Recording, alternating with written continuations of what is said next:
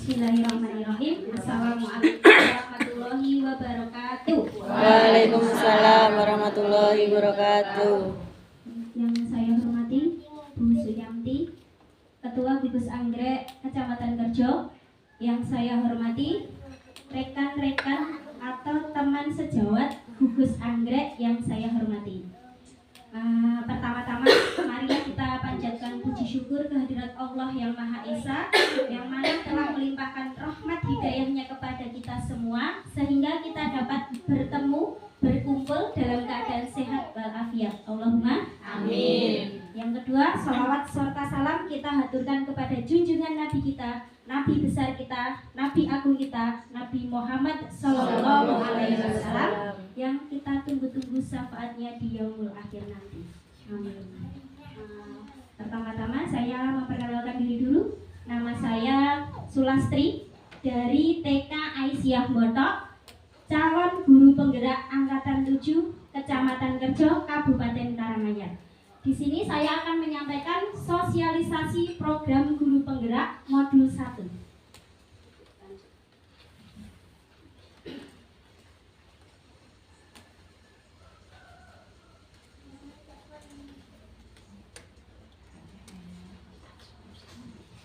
Program guru penggerak merupakan kegiatan pengembangan profesi melalui pelatihan dan pendampingan yang berfokus pada kepemimpinan pembelajaran agar mampu mendorong tumbuh kembang peserta didik secara holistik, aktif, dan proaktif dalam mengembangkan pendidik lainnya untuk mengimplementasikan pembelajaran yang berpusat kepada peserta didik serta menjadi teladan dan agen transformasi ekosistem pendidikan untuk mewujudkan profil pelajar Pancasila.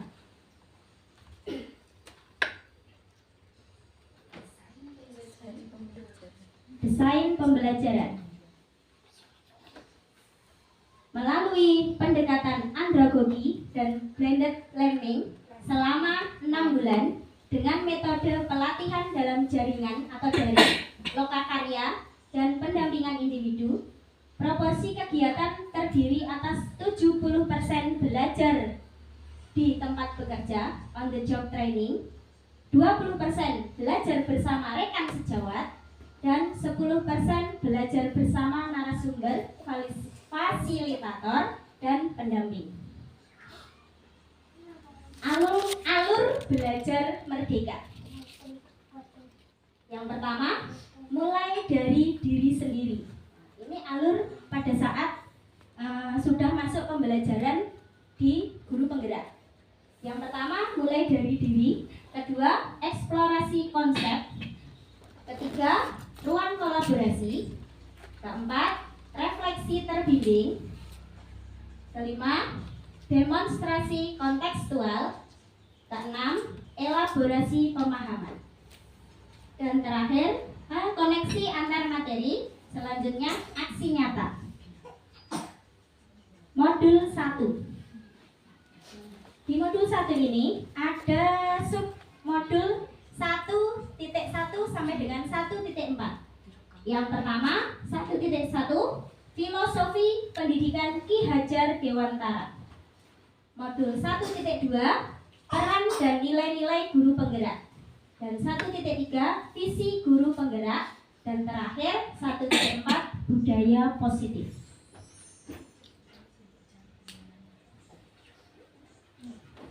Modul 1.1, Filosofi KHD atau Ki Hajar Dewantara. Menurut KHD, pengajaran on the which adalah bagian dari pendidikan. Pengajaran merupakan proses pendidikan dalam memberi ilmu dan berfaedah untuk kecakapan hidup anak secara lahir dan batin. Pendidikan upvoting memberi tuntunan terhadap segala kekuatan kodrat yang dimiliki anak agar ia mampu mencapai keselamatan dan kebahagiaan yang setinggi-tingginya, baik sebagai seorang manusia maupun sebagai anggota masyarakat. Tujuan pendidikan menurut KHD: menuntun segala kodrat yang ada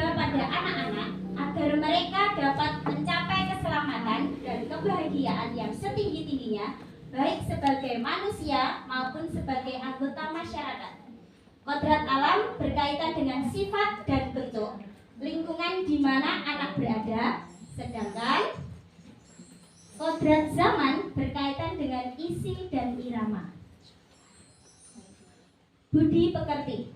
Menurut KHD, budi pekerti atau watak atau karakter merupakan perpaduan antara gerak pikiran, perasaan, dan kehendak atau kemauan sehingga menimbulkan tenaga. Budi pekerti juga dapat diartikan sebagai perpaduan antara cipta, yaitu cipta adalah kognitif, karsa, afektif, sehingga menciptakan karya psikomotorik.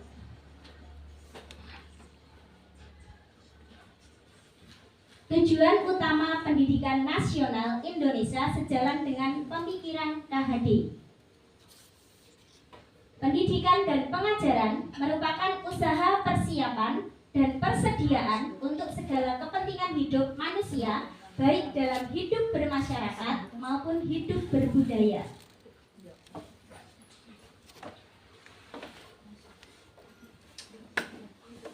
Menerapkan semboyan engarso song tulodo, eng madya mangun karso, tutpuri handayani.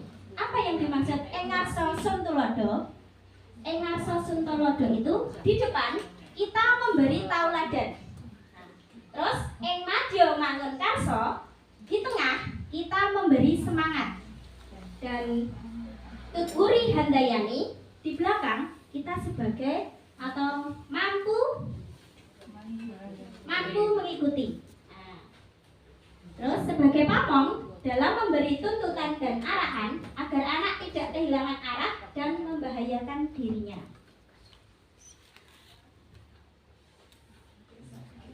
Menerapkan semboyan engarso sung tolodo, eng madya mangun karso, tutpuri handayani, di depan memberi tauladan, di tengah memberi semangat, dan di belakang mampu mengikuti. Sebagai pamong dalam memberi tuntutan dan arahan agar anak tidak kehilangan arah dan membahayakan dirinya. Nah, sebagai petani atau tukang kebun, merawatnya agar tumbuh sesuai jenis bijinya, tumbuh sesuai dengan kodratnya.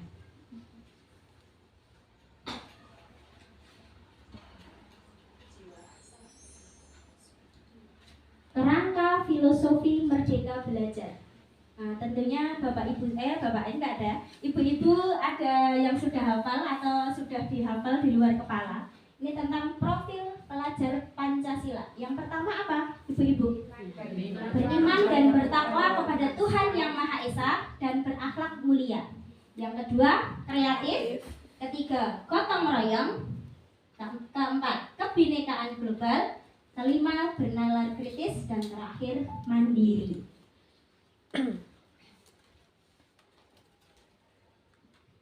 Nilai dan peran guru penggerak. Nah, ini sudah masuk di modul 1.2 calon guru penggerak, yaitu nilai dan peran guru penggerak.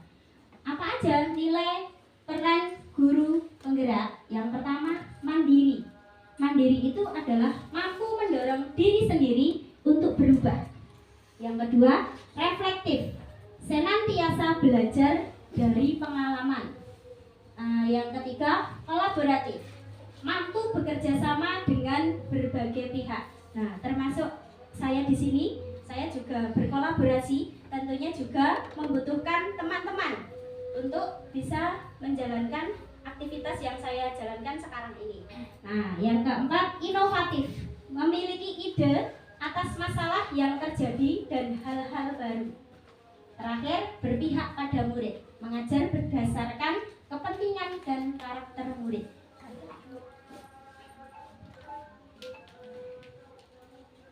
Nah, ini peran guru penggerak.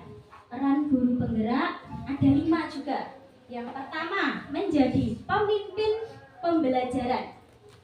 Yang kedua, menjadi coach bagi guru lain. Yang ketiga, mewujudkan kepemimpinan murid. Yang keempat, menggerakkan komunitas praktisi. Dan terakhir, mendorong kolaborasi antar guru. Visi 1A. imajiku tentang muridku di masa depan. Kedua, merangkai mimpi lewat kata-kata. Ketiga, mengartikulasikan visi kita tentang murid dan sekolah yang kita impikan dalam satu kalimat.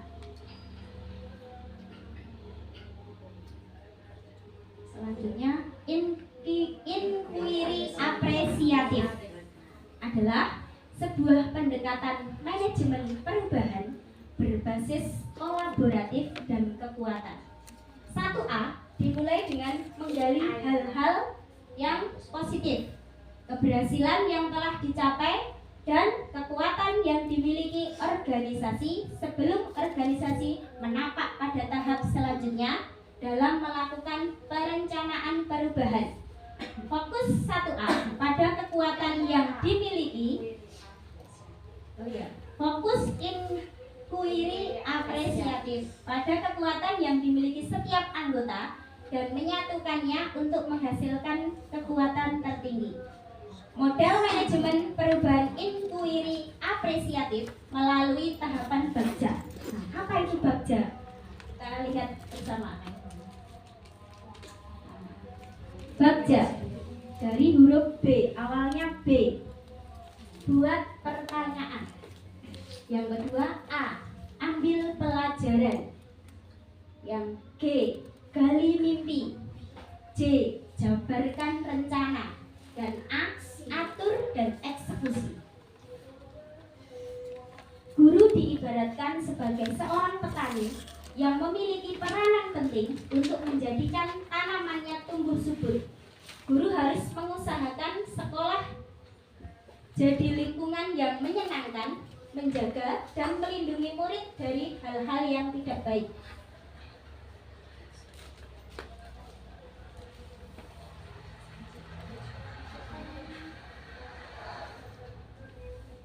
Teori kontrol. Nah, apa saja yang ada di budaya positif itu? Yang pertama ada teori kontrol, kedua kebutuhan dasar manusia, ketiga nilai kebajikan, keempat keyakinan kelas, dan terakhir segitiga restitusi.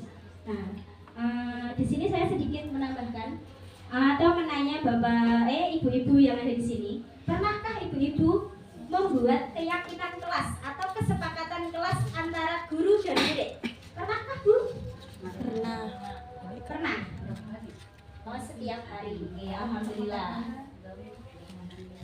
Keyakinan kelas itu atau kesepakatan kelas itu yang kita buat dari anak-anak. Misalkan, yang pertama kita harus menjaga kebersihan kelas. Nah, anak-anak setuju, berarti itu termasuk keyakinan kelas kita. Kita tulis keyakinan kelas kita yang pertama adalah menjaga kebersihan kelas. Yang kedua misalkan disiplin. Nah, berarti anak-anak harus disiplin. Disiplin dari makan, beribadah, terus istirahat dan lain sebagainya. Yang termasuk dalam kegiatan yang ada di sekolahan. Lanjut. Teori kontrol. Stephen R. Covey tahun 1991 mengatakan bahwa bila kita ingin membuat kemajuan perlahan, sedikit-sedikit, ubahlah sikap atau perilaku Anda. Namun, bila kita ingin memperbaiki cara-cara utama kita, maka kita perlu mengubah kerangka acuan kita. Ubahlah bagaimana Anda melihat dunia, bagaimana Anda berpikir tentang manusia, ubahlah paradigma Anda. Skema pemahaman dan penjelasan aspek-aspek tertentu tentang realitas. KHD, di mana ada kemerdekaan, disitulah harus ada disiplin yang kuat. KHD, merdeka itu artinya tidak hanya terlepas dari perintah, akan tetapi juga cakap buat memerintah diri sendiri. 3 motivasi perilaku manusia. Dian Goosen dalam bukunya Restructuring School Discipline. Untuk menghindari ketidaknyamanan atau hukuman. Yang kedua, untuk mendapatkan imbalan atau penghargaan dari orang lain. Yang ketiga, untuk menjadi orang yang mereka inginkan dan menghargai diri sendiri dengan nilai-nilai yang mereka percaya. Nah, yang tadi, keyakinan kelas. Nilai-nilai kebajikan atau prinsip-prinsip universal yang disepakati bersama secara universal lepas dari latar belakang suku, negara, bahasa, maupun agama. Kebutuhan dasar manusia. Dr. William Glasser dalam Choice Theory. Kebutuhan bertahan hidup. Yang kedua, cinta dan kasih sayang, kebutuhan untuk diterima. Yang ketiga, penguasaan, kebutuhan pengakuan atas kemampuan. Yang keempat, kebebasan, kebutuhan akan pilihan. Dan yang terakhir, kesenangan, kebutuhan untuk merasa senang. Nilai kebajikan, keadilan, kehormatan, peduli, integritas, kejujuran, pelayanan, keamanan, kesabaran, tanggung jawab, mandiri, berprinsip, keselamatan, dan kesehatan. Posisi kontrol. Yang pertama, penghukum. Seorang penghukum bisa menggunakan hukuman fisik maupun verbal. Yang kedua, membuat orang merasa bersalah, menggunakan keheningan yang membuat orang lain merasa tidak nyaman, bersalah, atau rendah diri. Ketiga, teman, menggunakan hubungan baik dan humor untuk mempengaruhi seseorang. Keempat, monitor atau pemantau, yaitu sebagai mengawasi. Yang kelima, manajer, posisi mentor di mana guru berbuat sesuatu bersama dengan murid, mempersilahkan murid mempertanggungjawabkan perilakunya, mendukung murid agar dapat menemukan solusi atas permasalahannya sendiri. Segitiga restitusi. Proses menciptakan kondisi bagi murid untuk memperbaiki kesalahan mereka sehingga mereka bisa kembali pada kelompok mereka dengan karakter yang lebih kuat. Gosen 2004. Proses kolaboratif yang mengajarkan murid untuk mencari solusi untuk masalah dan membantu murid berpikir tentang orang seperti apa yang mereka inginkan dan bagaimana mereka harus memperlakukan orang lain. Ketiga, restitusi membantu murid menjadi lebih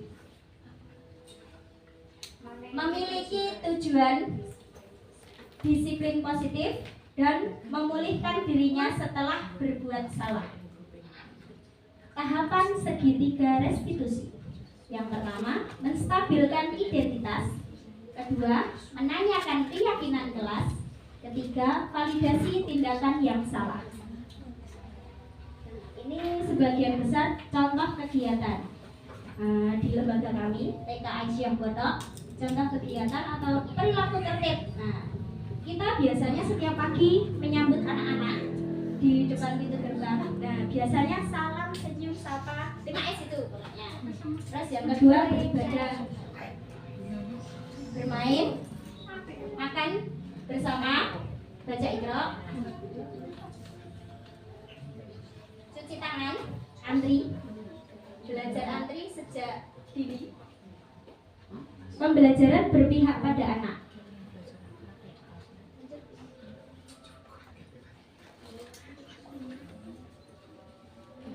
Ini contoh-contoh kegiatan pembelajaran di lembaga kami. Nah, terima kasih. Salam guru penggerak. Terima kasih. Ada yang ditanyakan sesi tanya jawab. Menambahkan satu. Kemarin saya pas melaksanakan segitiga restitusi, sebetulnya saya paham, maksudnya sudah pernah melakukan segitiga restitusi, tapi sebelum saya menjalankan atau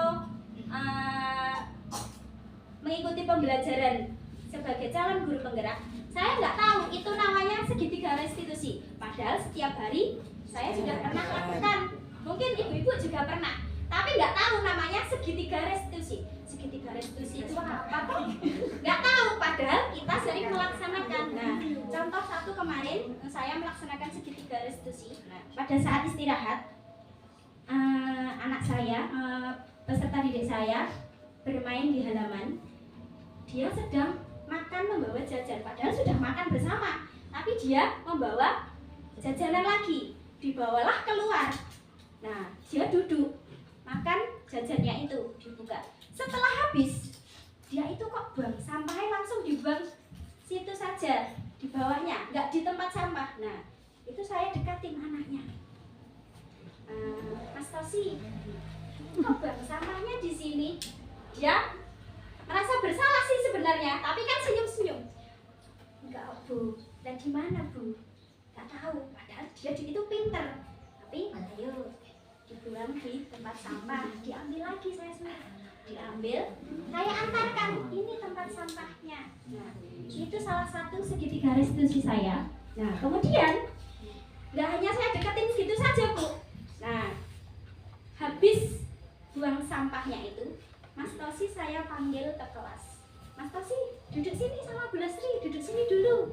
Ada apa, Bu? Duduk. Jagungan berdua.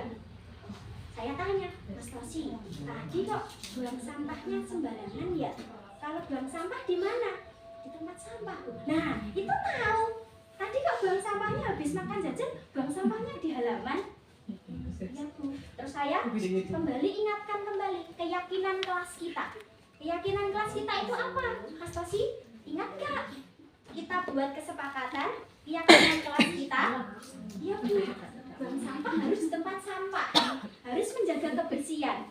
Terus saya balik lagi. Nah, sekarang kan Mas Tosi sudah tahu kalau buang sampah di tempat sampah, terus tidak boleh buang di halaman sembarangan. Ya, Bu. Nah, kita dekati anak-anak dengan penuh hati, sepenuh hati kita. Terus kemudian, ya Bu, besok saya tidak akan mengulangi lagi. Ya, janji ya Mas Tosi. Nah, terus habis itu, nggak langsung saya langsung suruh pergi aja. Saya bilang terima kasih Mas Tosi.